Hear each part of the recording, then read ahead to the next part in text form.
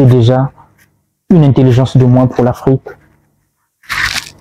dynamique de moins pour l'Afrique, modèle et exemple de vie de moins pour l'Afrique. C'est une grosse perte pour la diaspora africaine et aussi pour la jeunesse africaine. Et le pauvre est parti au travail à 5 h du matin. Il pouvait bien dormir. 5 h du matin, se réveiller en trottinette. Quel risque! Salut chers amis, c'est MB, la famille. Ouais, pour ce matin, on va quand même discuter avec mes frères africains, Alors, vous êtes tous sur les réseaux, vous avez vu l'histoire de notre frère qui est décédé, le jeune Gansois Glenn Royal, le jeune étudiant, c'est notre frère, il est du Congo-Brazzaville. Alors, vous voyez tous sur les réseaux comment nous sommes mobilisés quand même pour faire de la pression afin que justice soit faite. Bon, pour cette vidéo, je ne vous parle pas de comment il est décédé, mais sa mort doit vous interpeller. Surtout vous qui êtes en Afrique. Vous qui croyez qu'on a en France ou en Europe, ou aux États-Unis ou au Canada, ou quoi que ce soit, où que ce soit, que l'argent ça se ramasse, que ceux qui sont là-bas, voilà, tout est facile, tout est rose. Non, pas du tout. Alors, posez-vous la question, à 5 h du matin, où était-il? Je vous rappelle ici que lui, il travaillait à Burger King de Tours. Donc à 5 h du matin, il partait au travail. Il roulait sous sa trottinette. À 5 h du matin, il s'est réveillé, malgré qu'il fait froid, nous sommes en hiver ici. Il s'est réveillé très tôt. Il part au travail pour aller se chercher. Et pourtant, il pouvait bien rester sous son lit, s'honorer, dormir. Il s'est dit non, il fait froid, il est 5 h du matin, je vais à l'école. Parce que ici en France, après l'heure, ce n'est plus l'heure. Tu auras des sérieux problèmes au travail. Avant l'heure aussi, ce n'est pas l'heure. Donc il faut venir à l'heure. Il faut être là à l'heure. Tant que tu as signé le contrat, tu as accepté que oui, tu seras capable de respecter le planning, les jours de 5 h, 6 h, 7 h, quoi que ce soit, ou à minuit, tu dois être là. Et dites-vous que ceux qui sont ici en France, ils ramassent rien. Donc, lorsqu'on vous fait cette volonté de vous envoyer un petit quelque chose, lorsqu'on fait cette volonté de penser à vous, quel que soit le montant, remerciez, soyez quand même reconnaissants pour cela, et surtout aussi priez pour ces gens-là. Parce que, imaginez-vous que notre frère, je vous informe ici que la dame qui l'a percuté, dans son témoignage, lorsqu'elle a été entendue, elle dit qu'elle a confondu notre feu frère à un animal. Alors, à 5 h du matin, quelqu'un de 1,85 m sur la trottinette, tu la confonds à un animal.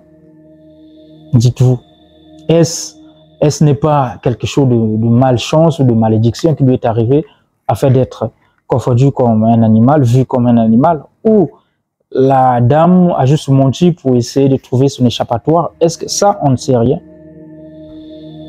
Mais ici, j'aimerais vous dire que vous qui êtes en Afrique, battez-vous aussi. Ne vous dites pas que non, c'est lui qui est en Europe, c'est à lui de tout régler, c'est lui qui peut finir votre pauvreté, c'est à lui qui a la responsabilité de vous sortir de la misère. C'est impossible.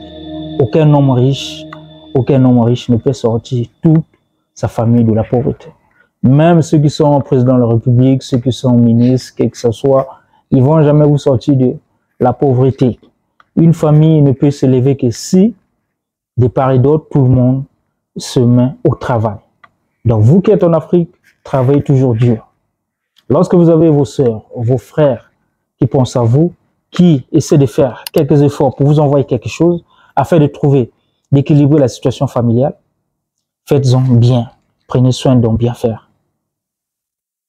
Vous qui êtes en Afrique, travaillez aussi dur. N'avancez pas des raisons que vous avez l'habitude d'avancer en disant que non, ici en Afrique, il n'y a pas de travail, les hommes politiques. Non, non, non, non. Le travail, ça se cherche. Dans un pays où il n'y a pas de travail, le travail, ça se crée. Il faut créer le travail. Le travail, ça se crée. L'Afrique, c'est encore un terrain vierge où beaucoup d'emplois peuvent être créés. Quand un Africain arrive en Europe, je vous dis ceci, il doit faire 2 fois plus d'efforts qu'un Européen qui est ici. Si on ne dit pas la vérité, même lorsque tu pars à l'école, tu fais 2 fois plus d'efforts qu'un petit Français qui est avec toi dans la même salle. Généralement, les Africains, lorsqu'ils arrivent ici, ils sont déjà plus âgés que leurs condisciples dans la salle. Parce que en Afrique, il y a plein d'histoires, il y a plein de facteurs. En Afrique, tu es en classe de 6e, il y a des histoires de déplacement, de mouvements, des guerres, des histoires, donc des arrêts comme ça. Il y a plein de réalités qui, surtout mes frères et sœurs africains que vous connaissez, ce n'est pas à moi de vous expliquer tout ça. Donc un Africain, lorsqu'il arrive ici, il est plus vieux ou alors elle est plus vieille que ses condisciples de classe.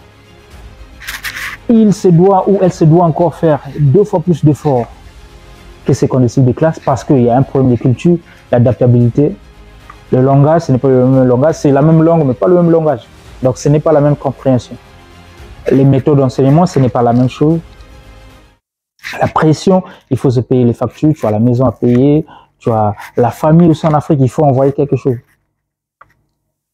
Donc, pour ce cas de notre frère qui vient de perdre sa vie, on doit aussi tirer de bonnes leçons. Pas seulement de mauvaises leçons, mais aussi de bonnes leçons. Jeune garçon, Glenn Royal Gansois, c'est déjà une intelligence de moins pour l'Afrique, dynamique de moins pour l'Afrique, modèle et exemple de vie de moins pour l'Afrique. C'est une grosse perte pour la diaspora africaine et aussi pour la jeunesse africaine. Et vous voyez, le pauvre est parti au travail à 5 h du matin. Il pouvait bien dormir. 5 h du matin, se réveiller en trottinette. Quel risque! Et vous, toi qui es là, on t'envoie un petit 10 €, 20 €, tu es là. Non, depuis que tu es allé en France, je n'ai bouffé que des 10 €. Tu m'as jamais envoyé quelque chose. Mais non, vous savez 10 € ici pour en avoir. Ici, rien ne se crée, rien ne se perd, tout ça se transforme. Les 10 € pour en avoir ici, il faut le mériter. Encore en Afrique, vous trouvez des gens, il y a des gens qui sont là, c'est voilà, ils sont dans des services où il n'y a pas de contrôle, où ils peuvent mettre la main dans la caisse, personne ne va lui dire mot, personne ne va le poursuivre. Mais ici, c'est pas le cas. Ici, ça se mérite, les gars. Donc, dites-vous que là, c'est déjà une perte pour la famille d'abord de notre frère qui vient de perdre sa vie. Et dites-vous que il a ses soeurs, ses frères qui comptaient sur lui. Sa maman aussi, la pauvre, la veuve que j'ai vue, elle comptait sur lui. Et vous voyez, c'est une grosse perte. Et ça fait très mal, très mal. Donc, prenez des leçons. Ce frère, il est mort parce qu'il part au travail. Il est venu pour ses études, mais il avait l'obligation de travailler. Quelle pression! Il a perdu sa vie, personnellement. Vous qui êtes en Afrique, mon soeur, frère, c'est pas facile. L'Europe, c'est pas facile. L'argent, ça se mérite. Je vous remercie.